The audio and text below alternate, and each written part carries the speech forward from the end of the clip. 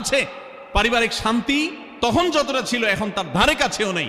এর অন্যতম কারণ হলো এটি যে আমরা পশ্চিমা অপসংস্কৃতির ছোঁয়ায় পড়ে শয়তান আমাদেরকে অতিরিক্ত স্বাধীনতার নাম দিয়া আমাদেরকে বলগাহীন স্বাধীনতার পথে নিয়ে গেছে, যেটা আমাদের ধ্বংস ডেকে এনেছে। এজন্য একজন গার্ডিয়ান, একজন অভিভাবক পরিবারে থাকতে হবে, তাকে মানতে হবে।